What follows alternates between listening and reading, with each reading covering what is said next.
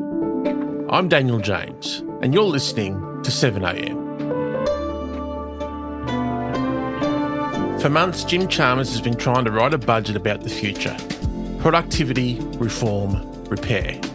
But events have a way of dragging budgets back to the present. And right now, the present looks expensive. People are still under pressure. The economy's been hit by another oil shock, and the Treasurer is trying to make the case for restraint without looking like he's asking Australians to wear even more pain. So will Jim Chalmers' upcoming budget be one of reform or crisis management? Today, Senior Economics Correspondent for The Age and Sydney Morning Herald, Shane Wright, on what kind of budget this moment demands. It's Saturday, April 4.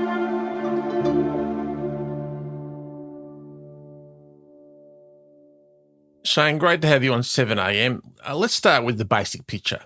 Rates are back up at 4.1%. Inflation is still above target, and we're at the start of a global oil shock. So with the budget not far off, how tough is the Treasurer's job looking right now? Oh, I think what did Fred Astaire say, that Ginger Rogers was a better dancer than him because she had to do everything he did but do it backwards. We're almost in that situation given what you've just laid out, and if anyone can tell you honestly what's going to come out of the White House in the next few hours and the next few days, well, look, I'll take money against that. So that's the key problem for him at the moment, is just the absolute global uncertainty and how that feeds into such key things as like the price of petrol and just general economic activity across the globe, our trading partners and domestically. But we will make hard decisions in this May budget. And our task there is not just to respond to these shocks, but to position Australia and Australians to succeed through them. Jim Chalmers said this budget will involve heavy lifting, difficult decisions, and another round of savings. But he's also arguing public spending wasn't what drove the latest inflation problem. So when he talks about difficult decisions, what does he actually mean? Well, this has been one of the great issues of the last 20 or so years. When John Howard introduced the GST all those years ago in 2000, he made clear that his plan was to make sure that no one was worse off. Everyone was a winner, baby. That's okay. However, you can't keep doing that, and successive governments have actually tried to put off making hard decisions that leave people off, or when they've done tough stuff, they've actually backtracked. Wayne Swan and Joe Hockey both had a go at some tough stuff, and neither of those things came through. Joe Hockey's Contribute and Build budget could also be labelled the No Pain, No Gain budget. It will tighten the belts of most Australians, with cuts to family benefits, tighter rules for payments for the unemployed and those with a disability. Minister, headlines like Swan pickpockets families and a welfare blitz on disability pensioners. Did you expect this sort of reaction to what you say is a Labor budget? This is a Labor budget. It's a budget focused on jobs. Creating jobs. That's the history. We know that there will be spending cuts. He's already, even on Wednesday afternoon, he's been talking about, yes, there will be more spending cuts. The spending cuts that they've announced in the previous budgets haven't really caused much discomfort for anyone. So that's the low bar. How he can get over that, we will have to see. But while Chalmers says, look, inflation is not being driven by public spending, it ain't helping in any way. You could not argue that case with a straight face. And then you've got, as you've mentioned, the surge in petrol prices that we've seen in the last 4 weeks. That just makes it even more of an imperative to find savings, even if they do pinch people. I mean, if his argument is that inflation wasn't driven up by public spending, is it a mistake to think that the answer then is simply winding back the cost of living help? Well, it depends what sort of cost of living help you're talking about. It's more structural, the spending problems inside the federal budget. Like we do know, for instance, and the government has been upfront and has taken some action around the NDIS, for instance, but that is not the biggest source of spending. Like the age pension technically is bigger. The GST is the single largest expense in the budget. Then throw in the demand for aged care. Not many years ago, we had a Royal Commission saying how terrible the aged care sector was. And so more money had to go into that. The defence hawks, have looked and said we need a large uplift in spending on defence. That doesn't come out of nowhere. So, we are talking substantial sums if you were trying to, one, reduce overall government spending, but increase it in particular areas. If you went down that path, you're in the tens of billions of dollars every year, and there would be a lot of people feeling pain if you went down that path. One of the government's biggest moves recently was the cut to the fuel excise, which is broad and expensive. So does that go against the Treasurer saying we need a disciplined budget? At the end of the day, it's $2.6 billion, that fuel excise. I've argued, you wouldn't do that because that is the price signal being sent by the surge in oil prices should be enough to dissuade people to go out on driving around. And you can see that even in the public transport usage data that we're getting from the state governments and the reduction in actual driving that's occurred. Of course, we have continued to see unacceptable impacts, particularly in regional Australia, as the supply chain has struggled to cope with massive spikes in demand, a doubling of demand for petrol and diesel across Australia. Petrol use hasn't increased, but petrol demand has. People are storing petrol. There is an argument about what it does to farmers and miners and the transport sector. If I was Coles or Woolies, I'd be really concerned about anything. So that would give them slight relief. But there was no announcement on how he would offset that. And I think the budget was probably in a little bit stronger position going into this than what had been expected. So he'll probably just say, right, that'll increase the deficit that we were going to run. It's really how you kick off into the coming financial year. The fuel excise reduction lasts until the start of the new financial year. If we're having to cut excise going forward from there, that tells you the situation in the Middle East has got even worse. And there may even be a bigger problem than inflation. The economy may be in real trouble by then. Yeah, let's hope it never gets to that. Shane, in your view, what kind of budget response would actually help right now? Look, you would be looking to trim spending as broadly as you can. Even a reduction in the pace of spending growth would be a start. So that's what you're looking for. Making government programs more efficient, e.g. NDIS stands out. Defence stands out, given how much spending goes on in that way.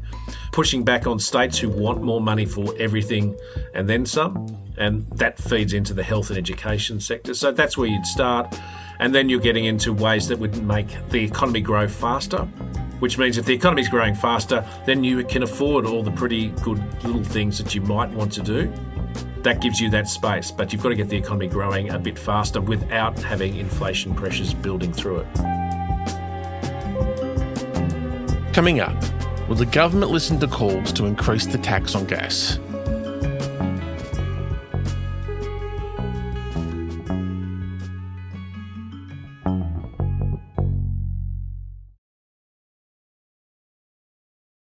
The strategy I've outlined for you today is calibrated for this kind of environment.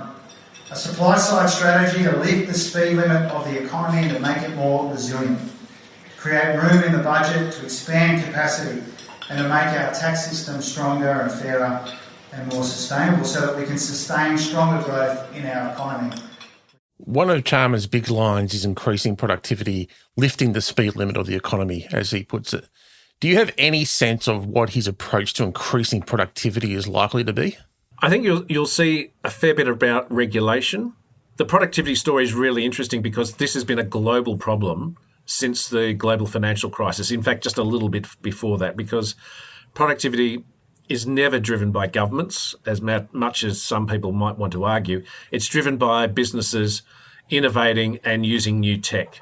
And the new tech on the right at the moment is AI. And there is a reason why productivity in the US has lifted, because it is at the centre of the AI revolution that's going on there. No one else has picked it up yet. But we can see the huge investment in data centres that started around the middle of last year, and which is one of the reasons the Australian economy was growing a bit faster than anyone thought. That may be the starting point.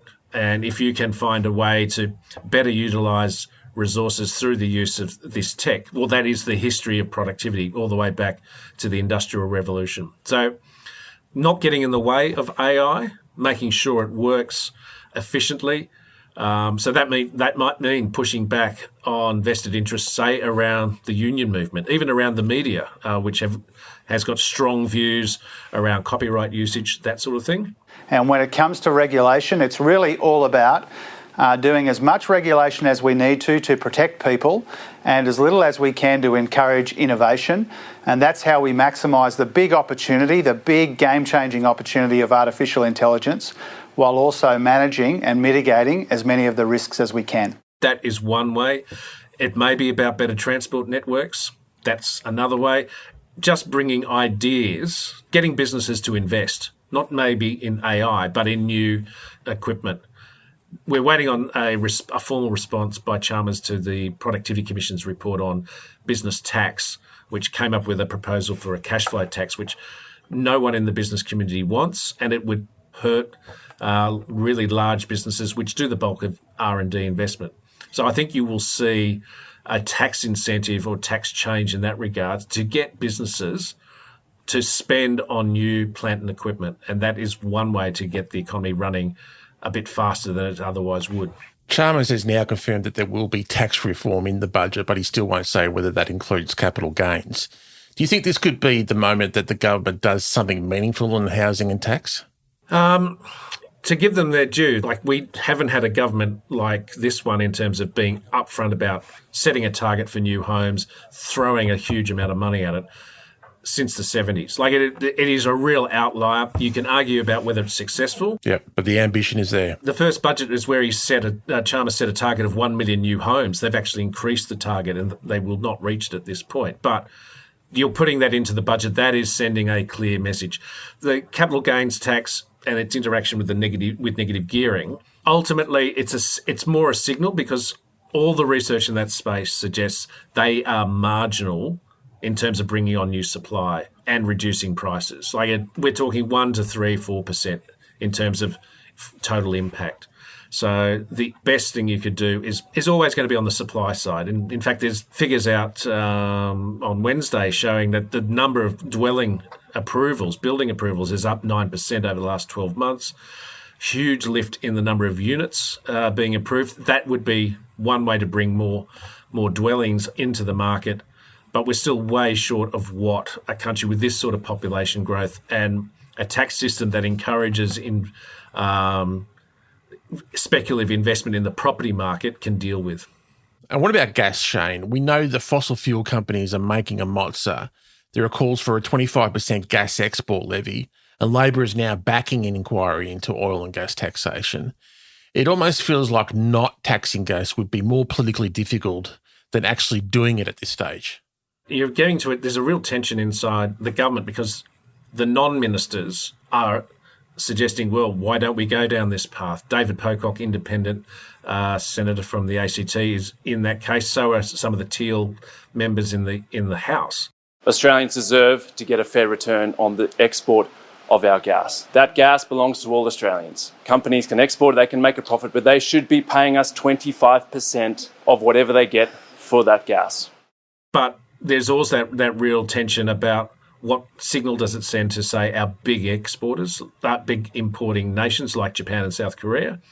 Would it have an impact on investment? If you're a gas manufacturer and you were banking on this, somehow you thought there'd be a war in the Middle East which would lead to Qatar losing about a fifth of its production for 5 years, and that's what you were banking on an investment program for. Look, there's a bridge over the Sydney Harbour that I think I should sell to you. That doesn't pass any pub test, but we've seen even the lift in oil prices. There had been an increase in exploration.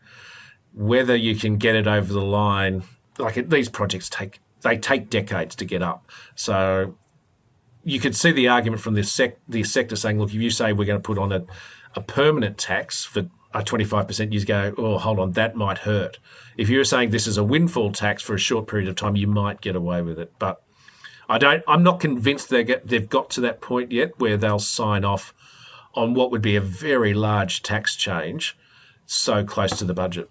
And if they don't do it now, will they ever do it, Shane? No, you wouldn't. Look, I often hear people talk about, well, Norway has its own sovereign wealth fund and they've done this, that and the other. But Norway has a very different political culture. runs the oil and gas exploration industry there. We don't have that. We are a much more capitalistic and free enterprise approach to it. That would be asking a lot, a big change in direction for the country.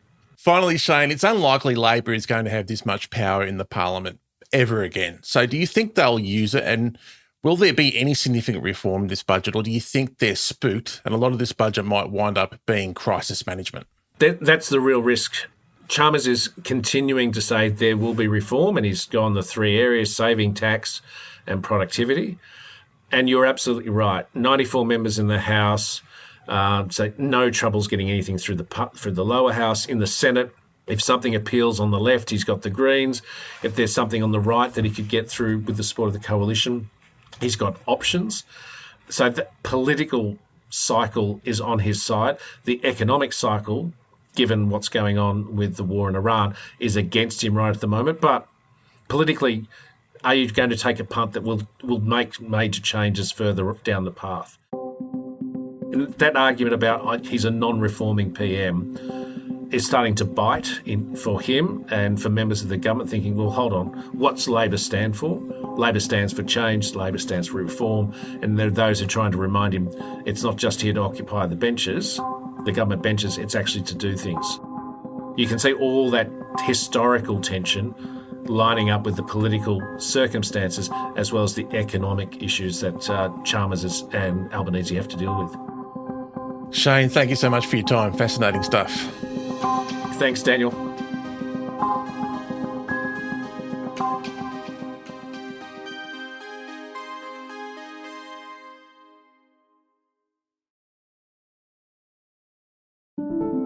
I'm Daniel James. Thanks for listening to 7am. Tomorrow we'll bring you an episode from the archive on Donald Trump's friendship with the founder of World Wrestling Entertainment, Vince McMahon, and how Trump made it into the WWE Hall of Fame, and how the colour and language of pro wrestling shapes the way he does politics.